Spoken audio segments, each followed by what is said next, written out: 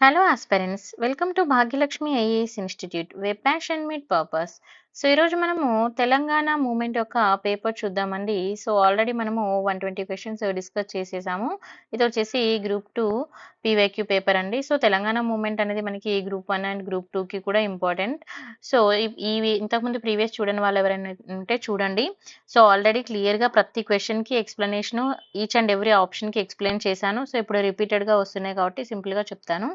చూడండి question number 126. The three parameters suggested by the Dr. B.R. Ambedkar. So ఎవరు suggest చేస్తున్నారు అని అంటే డాక్టర్ బిఆర్ అంబేద్కర్ గారు సజెషన్ అయితే చేస్తున్నారు for the formation of small and big states.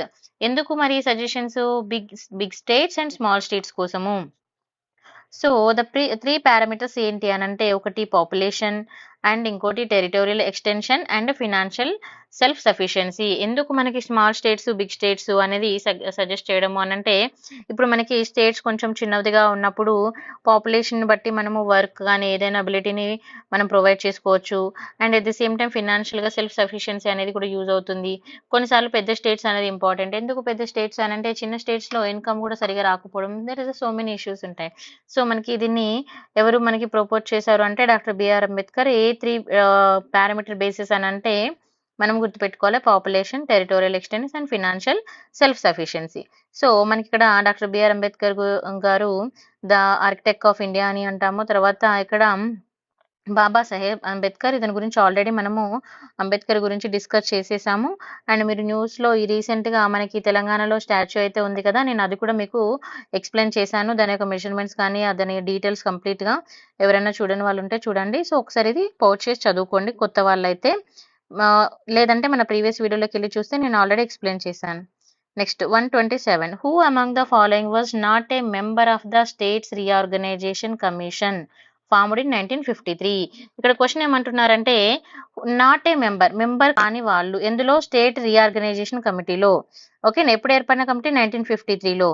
ఇక్కడ KM Panikkar and Hridaynath and Sayed and ఇంకెవరంటే మనకి వికేఎన్ వాంచో. ఓకేనా, వాంచో వచ్చేసి మనకి మెంబర్ అయితే కాదండి. ఎప్పుడు స్టేట్ రీఆర్గనైజేషన్ కమిషన్ ఆఫ్ 1953లో. సో ఇక్కడ మనం స్టేట్ రీఆర్గనైజేషన్ కమిటీ తీసుకున్నప్పుడు Fazal Ali commission, remember this already explain చేశాను. ఫజల్ అలీ కమిషన్ అనేది ఎప్పుడు ఏర్పడింది, దాని యొక్క డీటెయిల్స్ ఏంటనేది కూడా మనం చూసుకోవాలి. అండ్ ఇక్కడ state reorganisation committee also known as ఏమంటాము, ఫజల్ అలీ కమిషన్ అని అంటాము. అండ్ ఇది ఎవరు ఎస్టాబ్లిష్ చేశారు, మరి సెంట్రల్ గవర్నమెంట్ ఎస్టాబ్లిష్ చేశారు. ఎప్పుడు అనేది కూడా చూసుకోవాలి, 1953లో. మరి దీని యొక్క ప్రైమరీ ఆబ్జెక్టివ్ ఏంటంటే recommendation for the reorganization of the state boundaries in India. State boundaries ని రీఆర్గనైజ్ చేయాలనే రికమెండేషన్. ఓకేనా. తర్వాత మెంబర్స్ ఆఫ్ ద కమిటీ అంటే కమిటీ మెంబర్స్ ఎవరు ఉన్నారు, there are the 3 distinguish members, అంటే 3 డిఫరెంట్ మెంబర్స్ అయితే ఉన్నారు. ఓకేనా. అక్కడ చూడండి Fazal Ali, the commission was named after him. ఈ కమిషన్ ఇతని పేరుతోనే ఉంది. ఓకేనా, ఇతను మేజర్ రోల్. తర్వాత K M Panikkar. So KM Panikkar వచ్చేసి ఇతడు ఒక మెంబర్ అని చెప్పొచ్చు. తర్వాత హెచ్ఎన్ కున్రు. సో ఇతడు కూడా నెంబరు. సో ఈ 3 నేమ్స్ మీరు గుర్తుపెట్టుకోవాలి. తర్వాత Wancho commission, this is very very important. Okay, so ఇక్కడ తీసుకుంటే ఏం సజెషన్ చేశారు అని అంటే క్యాపిటల్ లొకేషన్ గురించి సజెషన్ అయితే చేయడం జరిగింది. అండ్ స్పెసిఫిక్ పర్పస్ అనేది మనం గుర్తుపెట్టుకోవాలి ఇక్కడ. ఓకేనా. అండ్ ఇక్కడ మెయిన్ గా తీసుకుంటే recommending the suitable location for the capital of Andhra Pradesh అనేది మనం చూడొచ్చు. తర్వాత క్యాపిటల్ లొకేషన్ ఎక్కడ సజెస్ట్ చేశారు అనేది కూడా మనము సజెషన్ తీసుకుంటే ఇతని సజెషన్ లో బిట్వీన్ ద గుంటూరు అండ్ విజయవాడకి మధ్యలో సజెషన్ అయితే చేయడం జరిగింది. నెక్స్ట్ 128 తీసుకుంటే question number identify the parliament members who resigned in November 1969 from the Congress party and it protect against the attitude of state and central government towards the Telangana movement. ఇక్కడ ఏమంటున్నారంటే Telangana movement టైంలో ఎవరు resign చేశారు November 1969లో. ఏ party నుంచి, Congress party నుంచి. So ఎవరు అని అంటే బకర్ అలీ మిజ్రా అని మీరు గుర్తుపెట్టుకోవాలి. అండ్ ఇక్కడ ఈ రెనౌడ్ ద ఇండియన్ మన పొలిటీషియన్స్ అని కూడా చెప్పొచ్చు. అండ్ దాని గురించి మనం కొంచెం డీటెయిల్స్ తీసుకుంటే he is a well known Indian politician and represented from the Warangal constituency నుంచి 1962 నుంచి 67 వరకు ఇతను ఉన్నారు. తర్వాత తన గురించి మనం తీసుకుంటే కొన్ని లైక్ ఇంపార్టెంట్ ఏమన్నా మ్యాగజైన్స్ కానీ ఏమైనా ఉన్నాయో చూసుకోవాలి. తర్వాత తెలంగాణ అజిటేషన్ డిమాండ్ ఓకేనా. తర్వాత లాస్ ఆఫ్ లైఫ్ అండ్ వాటి గురించి అయితే ఎక్స్ప్లెయిన్ చేయడం జరిగింది. నెక్స్ట్ ఇది ఆల్రెడీ నేను ఎక్స్ప్లెయిన్ చేశాను మీకు అన్ని టాపిక్స్. మన ప్రీవియస్ అన్ని వీడియోస్ టీఎస్పీఎస్ అనే ఫోల్డర్లో ఉంటాయి, చూడకపోతే చూడండి. ఓకేనా. అందుకే ఇక్కడ మళ్ళీ ఎక్స్ప్లెయిన్ చేయట్లేదు. Next 129 the constitutional amendment which was made to give a statutory status to 6-point formula. Okay, 32 amendment. Okay, 32 amendment.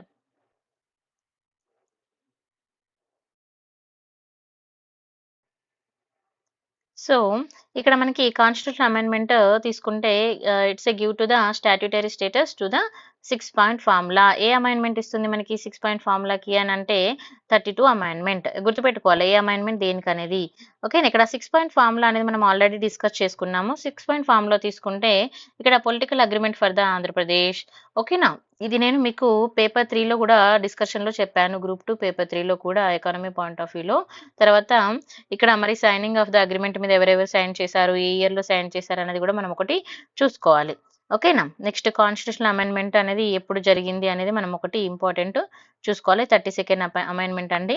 ఓకేనా. తర్వాత మరి కీ పాయింట్స్ 6-point ఫామ్ లో ఉన్న కీ పాయింట్స్ ఏంటి 6, అవి ఒకటి మనం జాగ్రత్తగా చూసుకోవాలి. ఆల్రెడీ డిస్కస్ చేసాము, జస్ట్ ఓవర్ ఇక్కడ చెప్తాను చూడండి. Accelerated and development of the backward region.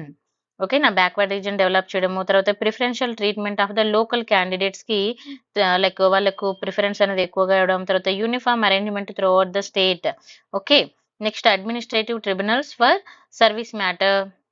Next new central university ఎక్కడ ఏర్పాటు చేయాలి, హైదరాబాద్ లో. తర్వాత end of the Mulki rules and regional committee. These are the 6 formulas, very very important for pre and for mains also. Okay, next, the chief minister who lost his office due to the influence of Andhra people. Andhra people యొక్క influence వల్ల ఎవరు తన యొక్క chief minister తన office ని loss అయ్యారు అని అడుగుతున్నారు. Who and when he try to implement the Mulki rules. తను అయితే ఇక్కడ ఆంధ్రప్రదేశ్ సీఎం చీఫ్ మినిస్టర్ గా ఉన్న అతను ఎవరు తన యొక్క ఆఫీస్ ని లాస్ అయ్యారు, ఇక్కడ ఆంధ్ర పీపుల్ యొక్క ఇన్ఫ్లుయెన్స్ వల్ల ఏం చేశారు, తన ముల్కీ రూల్ ని ఇంప్లిమెంట్ చేయడానికి ట్రై చేశారు అన్నట్టుగా. సో మరి ఎవరు అని అంటే నరసింహారావు గారు. ఓకే నా, విపివి నరసింహారావు గారు. Okay, Andhra Pradesh movement versus P V Narasimha Rao గారు రిజిగ్నేషన్ మనం చూడొచ్చు. సో ఇతని గురించి అందరికీ తెలుసు. నరసింహారావు గారి గురించి 1972లో సుప్రీంకోర్టు ముల్కీ రూల్స్ ని ఇక్కడ మనకి ఇవ్వడం అయితే జరిగింది. మరి ముల్కీ రూల్స్ ఎందుకు మీ అందరికీ తెలుసు, లోకల్ జాబ్స్ కోసం అయితే. సో అది ఎందుకు ఏంటి అనేది కూడా మనం ఒకసారి జాగ్రత్తగా చూసుకోవాలి. ఓకేనా. సో he is the India's 9th prime minister from 1991 to 1996. Okay, మరి ఇతను ఏం ఇంట్రడ్యూస్ చేశారు అంటే liberal reforms in Indian economy అని కూడా చెప్పొచ్చు. ఇది ఒకటి మనం ఇంపార్టెంట్ గా చూసుకోవాలి. రిమైనింగ్ ఆల్రెడీ మనము నరసింహారావు గారి గురించి మనం డిస్కస్ చేసేసాము.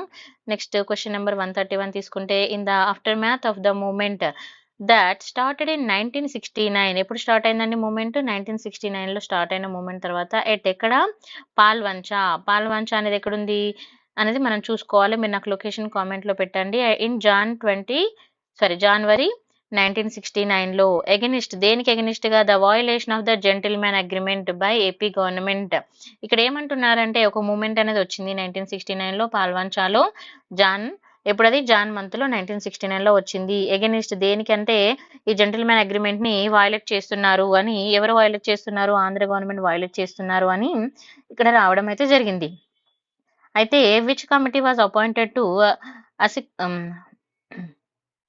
Assertion the revenue surplus in Telangana among the issues. మరి ఏ కమిటీ దీనికి అసెర్షన్ తీసుకుంది అని అడుగుతున్నారు. చూడండి, ఇక్కడ మనకి 4 కమిటీస్ అయితే ఇవ్వడం జరిగింది. Haribhushan committee and Hanumantharao committee and Kumar Lalit committee. Very very important for state exam, that to group 1 and group 2. Okay, so Kumar Lalit committee already అయితే డిస్కస్ చేసాము. మళ్ళీ చూడండి ఒకసారి. ఇక్కడ తీసుకుంటే ఇది ఏంటండి, and revealing the Telangana revenue surplus గురించి డిస్కస్ చేయడము. తర్వాత ఫార్మేషన్ ఆఫ్ లీడర్షిప్ తీసుకుంటే ఇక్కడ కుమార్ లలిత్ కమిటీ అనేది కేమ్ ఇంటూ ఎగ్జిస్టింగ్ ఎప్పుడు వచ్చిందండి? కాసు బ్రహ్మానందరెడ్డి గారి కమిటీ ఎప్పుడు వచ్చింది? 1969లో రావడం జరిగింది. తర్వాత జాన్ 1969లో they established with the justice Lalit Kumar. ఓకేనా. కాగ్, ఇది ఆల్రెడీ మనము డిస్కస్ చేసాము. ఈ టాపిక్ పైన మనకి క్వశ్చన్స్ లో వచ్చింది ఇదే పేపర్ లో. ఓకేనా. అందుకే మీరు ప్రతి డిస్కషన్ కూడా క్లియర్ గా వినండి, చూడండి ఒకసారి. నెక్స్ట్ మరి ఆ రిపోర్ట్ ఏం ఫౌండ్ చేస్తుంది అనేది కూడా మనం చూసుకోవాలి. ఇక్కడ రెవెన్యూ సర్ప్లస్ తీసుకుంటే 102 crore రెవెన్యూ సర్ప్లస్ ఉంది తెలంగాణ అకౌంట్ నుంచి అని కుమార్ లలిత్ కమిటీ అయితే చెప్పడం జరిగింది.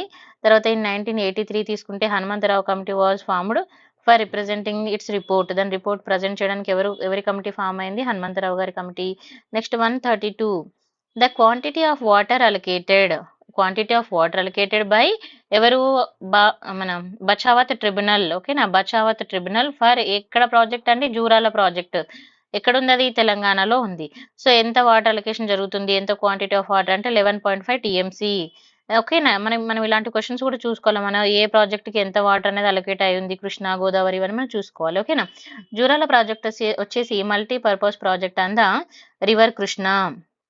సో ఇక్కడ మన జూరాల ప్రాజెక్ట్ తీసుకుంటే ఇది ఏ డిస్ట్రిక్ట్ లో ఉంది? వనపర్తి డిస్ట్రిక్ట్ తెలంగాణలో ఉంది. తర్వాత కన్స్ట్రక్షన్ అండ్ క్యాపబిలిటీ తీసుకుంటే ఇది ఎప్పుడు కన్స్ట్రక్ట్ చేశారు? 1955 లో. And during the stage 1 and stage 2. And దాని క్యాపబిలిటీ ఎంత అండి? 23 టీఎంసీ. ఓకేనా, అండ్ 8 టీఎంసీ ఇది రిప్రజెంటేషన్ ఉంది. తర్వాత అలొకేషన్ ఎంత చేశారు బచావత్ ట్రిబ్యునల్ అనేది కూడా మనం చూసుకోవాలి. సో ఆఫ్టర్ 1969 మూమెంట్ తర్వాత 11.5 టీఎంసీ అనేది తెలంగాణకి అలొకేట్ చేయడం జరిగింది. ఓకేనా, నెక్స్ట్ 133 క్వశ్చన్ తీసుకుంటే as per the 2011 census Telangana district which is the highest population. ఎక్కువ పాపులేషన్ ఉన్న డిస్ట్రిక్ట్ ఏది అని అడుగుతున్నారు? హైదరాబాద్ డిస్ట్రిక్ట్ అండి. మరి మీరు 2021లో మనకి యాక్చువల్గా సెన్సెస్ ఉంది, బట్ మనకు ఆ సెన్సెస్ అయితే కంప్లీట్ కాకపోవడం కూడా జరిగింది. బట్ మనకి అకార్డింగ్ టు మన తెలంగాణ ఎకనామిక్ సర్వే ప్రకారం మనకి సెన్సెస్ అయితే ఇప్పుడు ఉన్నది. సో ఆ సెన్సెస్ ఎంత ఉంది మీరు కమెంట్ సెక్షన్లో పెట్టండి. అండ్ ఏ స్టేజ్ కూడా ఫస్ట్ ఉంది అనేది నేను ఆల్రెడీ మీకు చెప్పాను. మన యూట్యూబ్ ఛానల్లోనే అవైలబుల్గా ఉంది. చూడని వాళ్ళు ఉంటే చూడండి, తెలిసిన వాళ్ళు ఉంటే యూట్యూబ్ ఛానల్ మన కామెంట్ సెక్షన్లో పెట్టండి. ఓకేనా, సో ఇక్కడ మీకు ఆల్రెడీ ఎక్స్ప్లెనేషన్ కూడా ఇచ్చాను. పాపులేషన్ తెలంగాణ డిస్టిక్ తీసుకుంటే అప్పుడు హై ఏది ఉంది అంటే హైదరాబాద్, తర్వాత ములుగు, తర్వాత భద్రాద్రి. ఓకేనా, పాపులేషన్ ఇన్ ఇండియా తీసుకున్నప్పుడు ఏ విధంగా ఉందనేది కూడా ఇవ్వడం జరిగింది. Next 134 there was an attempt to convert the Hindus of Hyderabad state to Muslim. ఇక్కడ ఏమండి ఒక అటెంప్ట్ జరిగిందంటే ఏంటది? హైదరాబాద్ హిందూస్ ని ముస్లింలుగా మార్చడానికి. ఓకేనా, ఇస్లాం హైదరాబాద్ స్టేట్, ఇక్కడ Hindus of Hyderabad state to Islam state. So what was the program aim to converting the Hindus as a Muslim. ఆ ప్రోగ్రామ్ నేమ్ ఏమిటండి? తబ్లిక్. ఓకేనా, తబ్లిక్ అని అంటారు. ఇది ఇంపార్టెంట్, చూసుకోవాలి ఇలాంటివి వచ్చినప్పుడు. ఈ నేమ్స్ కొంచెం కన్ఫ్యూజ్ అవుతుంటాయి. సో ప్రోగ్రామ్ నేమ్ వచ్చేసి దీని మెయిన్ గోల్ ఏంటంటే స్ప్రెడ్డింగ్ ద ఇస్లాం మెసేజ్. తర్వాత మరి వీళ్ళ మెయిన్ అటెంప్ట్ ఏంది? Attempt to convert the Hindus in Hyderabad state. తర్వాత అబ్బాసీ అంటే ఇది సిల్వర్ కాయిన్. ఇది వచ్చేసి పర్షియన్ వాళ్ళు ఇంట్రడ్యూస్ చేశారు 16th centuryలో. తర్వాత ఇంకా మన అటెండర్స్ అంటే ఏంటంటే ల్యాండ్స్. ఇక్కడ ల్యాండ్ లార్డ్స్ ఉంటారు కదా, with misuse of the power, వాళ్ళ పవర్ మిస్యూజ్ చేసుకోవడం ఏ విధంగా అయితే జరిగింది. సో జస్ట్ ఒకసారి పోస్ట్ చేసి ఇది చదువుకోండి, అంత ఇంపార్టెంట్ కాదు, బట్ పర్సనాలిటీస్ అయితే ఇంపార్టెంట్ అండి. నెక్స్ట్ 135 క్వశ్చన్ తీసుకుంటే the rules issued by the 7th Nizam. ఎవరు ఇష్యూ చేశారు? 7th నిజాం త్రూ ద ఫార్మెంట్ ఇన్ 1919. ఎప్పుడండి? 1919లో. ఈ ఫార్మెంట్ ఏమంటారని అన్నారు. ఏం రూల్స్ అండి? ఇప్పుడు మనం ఫైట్ చేసింది Mulki rules. Remember this always. Mulki rules అనేది చాలా చాలా ఇంపార్టెంట్. అసలు ముల్కీ అంటే ఏంటి, నాన్ ముల్కీ అంటే ఏంటి ఆల్రెడీ నేను మీకు మన పీవైక్యూలోనే ఎక్స్ప్లెయిన్ చేశాను. చూడని వాళ్ళు ఉంటే ఇందులో మన ప్రీవియస్ క్వశ్చన్స్లోనే ఎక్స్ప్లెయిన్ చేశాను, చూడండి. ఓకేనా, టీఎస్పీఎస్సీ ఫోల్డర్లో ఉంటుంది మన ఛానల్లో. ముల్కీ రూల్స్ తీసుకుంటే protecting education and job opportunity. Mulki rules అంటే ఎందుకండి? ఎడ్యుకేషన్ అండ్ జాబ్ ఆపర్చునిటీని ప్రొటెక్ట్ చేసుకోవడం. 1919లో ఎప్పుడండి? 1919లో 7th Nizam of Hyderabad Mulki rules ని ఇష్యూ చేయడం అయితే జరిగింది. తర్వాత దీని అపెండిక్స్ తీసుకుంటే ఇంపార్టెన్స్ ఏంటి, అండ్ తర్వాత establish the foreman of the Hyderabad civil service కమిటీని కూడా ఏర్పాటు చేయడం జరిగింది. దాని యొక్క ఫంక్షన్స్ అనేది కూడా మనం ఆల్రెడీ డిస్కస్ చేసాము. ముల్కీ అంటే ఏంటంటే అర్థము నేటివ్ రెసిడెన్సీ అని. తర్వాత సర్ఫ్ ఈ కాస్ వచ్చేసి క్రౌన్ ల్యాండ్స్ రెవెన్యూ. తర్వాత సర్ఫ్ ఈ కాన్ ఆర్మీ అంటే private army of Nizam. Remember this much. Okay అండి, thank you so much for watching. Remaining questions మనం రేపు క్లాస్లో డిస్కస్ చేద్దాము. ఆల్రెడీ ఇప్పుడు మనకి ఎన్ని క్వశ్చన్స్? 135 క్వశ్చన్స్ అయిపోయాయి. ఇంకొక 15 క్వశ్చన్స్ అయిపోతే మనకి కంప్లీట్గా పేపర్ 4 అయితే కంప్లీట్ అవుతుంది, తెలంగాణ మూవ్మెంట్. ఈ 150 క్వశ్చన్స్ మీరు చదివితే మీకు Telangana movement most of the syllabus అయితే కవర్ అవుతుంది నేను చెప్పగలను. అండ్ ఎందుకంటే డీటెయిల్ ఎక్స్ప్లెనేషన్ అయితే మీకు ఉంటుంది. ఈ పీడిఎఫ్ కావాలనుకున్న వాళ్ళు నాకు నేను ఇక్కడ మీకు నా నెంబర్ ప్రొవైడ్ చేస్తాను. And at the same time మన టెలిగ్రామ్ ఛానల్ లింక్ అన్ని మనకు అవైలబుల్గా ఉంటాయి. సో మీరు కాల్ కానీ మెసేజ్ కానీ చేయొచ్చు. ఓకేనా, 9618 273181. సో ఇది మన కాంటాక్ట్ అండి. ఎవరికన్నా కావాలనుకున్న వాళ్ళు ఈ కాంటాక్ట్కి అప్రోచ్ అవ్వచ్చు. Thank you so much for watching. మీకు ఈ వీడియో